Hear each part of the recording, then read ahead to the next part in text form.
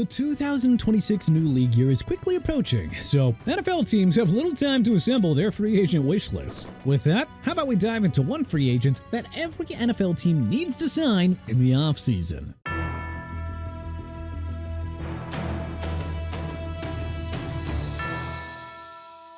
Arizona Cardinals, Odafe Oweh. The guess here is that the Cardinals will go to the trade market to find Kyler Murray's replacement at QB. If that is the case, their focus in free agency can be in the defense. The former Ravens first-round pick never hit his potential in Baltimore, but he had 7.5 sacks in just 12 games for the Chargers after coming over via trade. The Cardinals would immediately boast one of the league's best front sevens with Oweh, Josh Sweat, and Walter Nolan. Atlanta Falcons, Rick Woolen. The Falcons already have a top shutdown cornerback in A.J. Terrell, but hey, why stop there? Woolen is looking for a change of scenery after failing to recapture that all-pro form that we saw in his 2022 rookie year. Woolen also just won a Super Bowl 60 ring in Seattle, so his big game experience could really help a young Atlanta team in their quest to end a 9-year playoff drought. Baltimore Ravens, Jalen Phillips. Travis Jones led the Ravens with a whopping 5 sacks in 2025.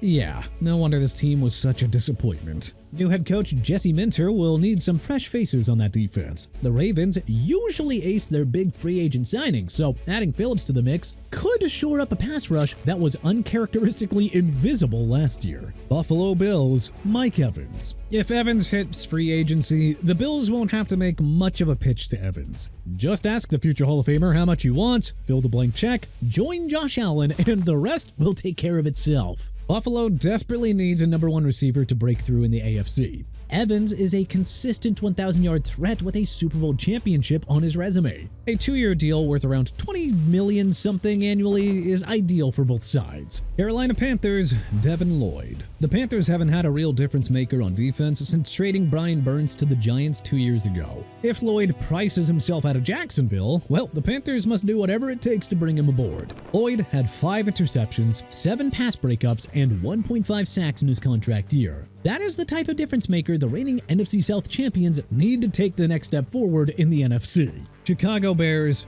Khalil Mack. A reunion just makes way too much sense, based on where the Bears are and where Mack is at this phase of his career. I mean, Mack is on a year-to-year basis and will only want to play for a Super Bowl contender. Chicago needs another pass rusher to help Montez Sweat, and the 9-time Pro Bowler would be a nice short-term solution here. Cincinnati Bengals, John Franklin Myers. The Bengals will need a replacement for Trey Hendrickson, and JFM would be a serviceable, affordable option. Franklin Myers logged 14.5 sacks in his 2 seasons with the Broncos. He could form an explosive pass-rushing tandem with Shamar Stewart, who, honestly, can only go up after a forgettable rookie year. Cleveland Browns, Jawan Jennings. One thing Cleveland must do is bring in another receiver to help Jerry Jeudy and 2025 rookie standout in tight end Harold Fannin Jr. And I mean, given his strong production on a star-studded 49ers offense, who's to say Jennings can't become a 1,000-yard receiver elsewhere? It remains to be seen who will start behind center for the Browns, but an offense featuring Jennings, Jeudy, Fannin, and Quinshon Judkins is a nice nucleus to start with while they figure out that QB situation.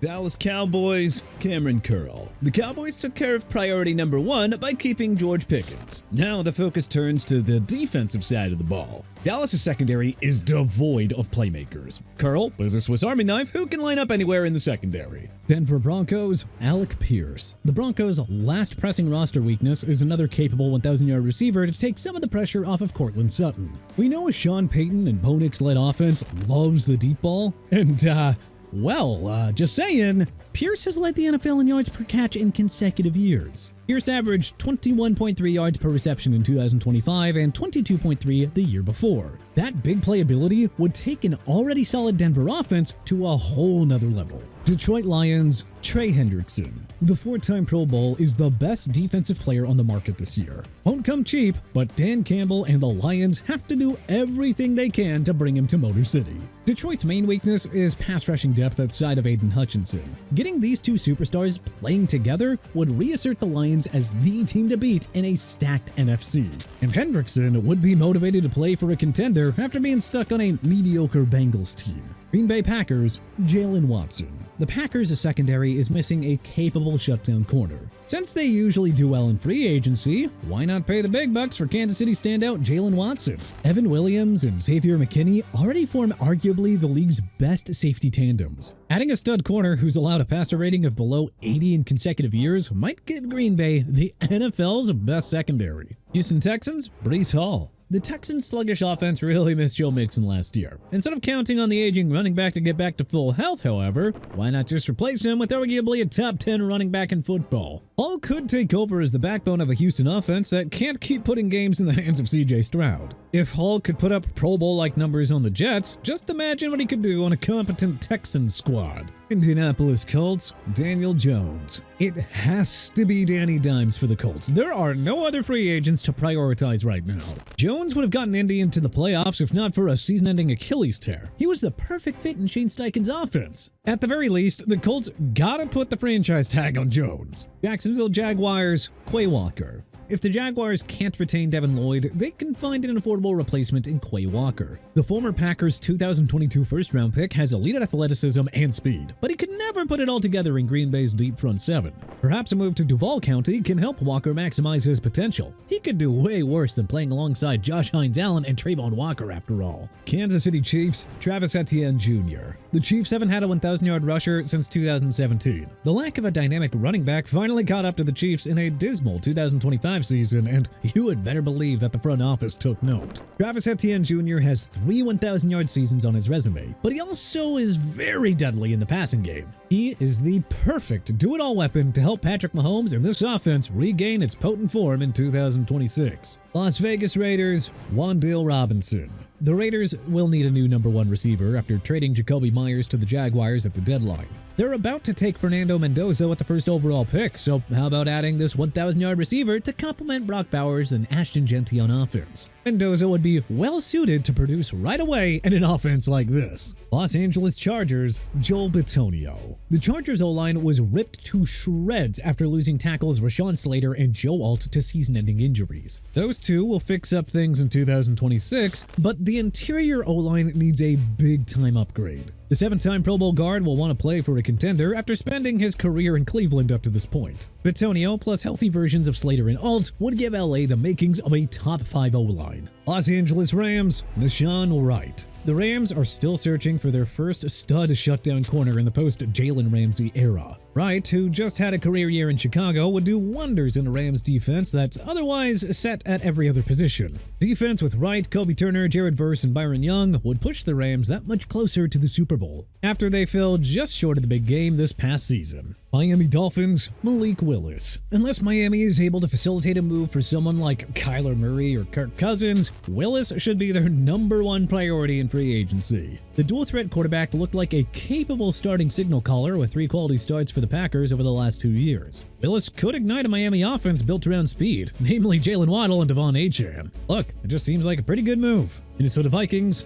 Bobby Wagner. The ageless wonder is still playing at a premium level. The Vikings have one of the league's best defensive units under Brian Flores, but adding this do-it-all veteran would help many close the gap with their NFC North rivals. Wagner's championship experience could help Minnesota enjoy a deep playoff run for once too. Just saying. New England Patriots, Wyatt Teller. The Patriots' offensive line was picked apart by the resilient Seahawks pass rush in Super Bowl 60. And believe us, the Pats know exactly what the offseason priority is. Like longtime Browns teammate Joel Bitonio, Teller has been one of football's premier guards during his tenure in Cleveland. The 3-time Pro Bowler could chase the money and a ring on the Patriots, making this the perfect fit. New Orleans Saints, Deebo Samuel. The Saints needed another wideout to take some of the pressure off of Chris Olave. Samuel would be an even more explosive Taysom Hill, capable of putting up near 1,000 yards of offense as a receiver and running back each season. Kellen Moore would surely find some crafty ways to get the most out of Samuel.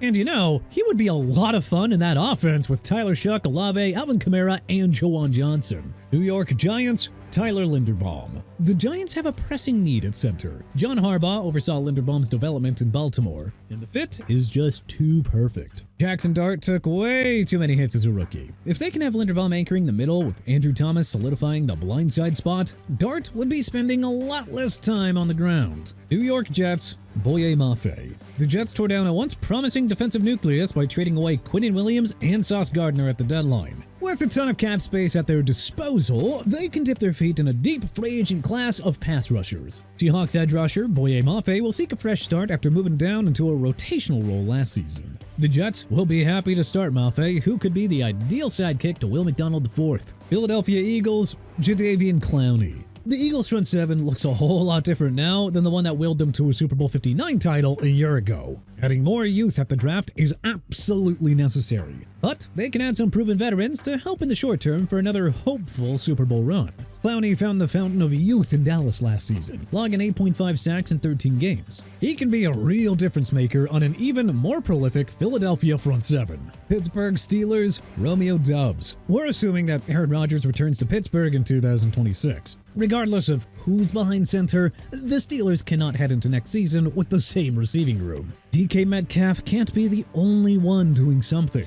So, how about reuniting A-Rod with his former Packers teammate? Doubs was often lost in a crowded Green Bay room, but could elevate his game with increased playing time in a Mike McCarthy-coached offense. San Francisco 49ers, Tyreek Hill. Hill's best bet is to take a one-year deal, get healthy, and show that he has got lots left in the tank. And ideally, he'd join a Super Bowl contender to help him regain that star-like form. The 49ers will have two voids at receiver with Brandon Ayuk and Juwan Jennings out of town. Kyle Shanahan? Well, he would love to work with the guy who burned his 49ers in Super Bowl 54 7 seasons ago. One-year deal with incentives is probably the perfect fit for all parties here. Seattle Seahawks, Kenneth Walker III. The Super Bowl 60 champions cannot keep every pending free agent, but retaining Walker is especially crucial for Mike McDonald and company. The Super Bowl 60 MVP carried the Seahawks on his back with a postseason for the ages. The odds of finding a game-changing running back of similar value? Not good. So just pay Walker and keep the band together.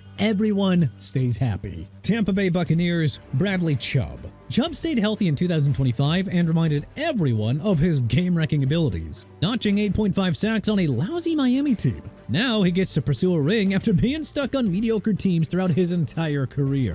The aggressive, blitz-happy Buccaneers seem to be the perfect landing spot for Chubb, and Tampa needs more pass-rushing help, especially with Yaya Diaby finishing first on the team with only 7 last season.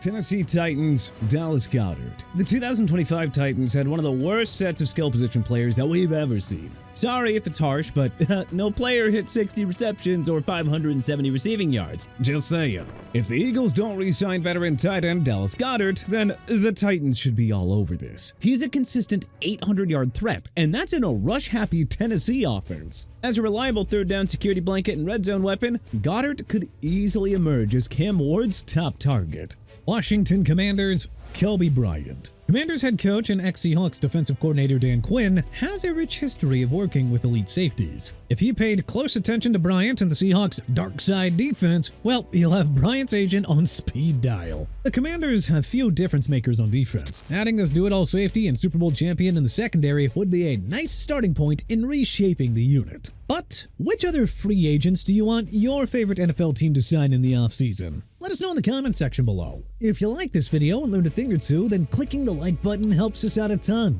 And you know, we really appreciate it. If this is your first time coming around to TPS though, then subscribing is a great idea, because we put out videos like this every single day. But as always, thanks for watching, and we'll see you guys next time.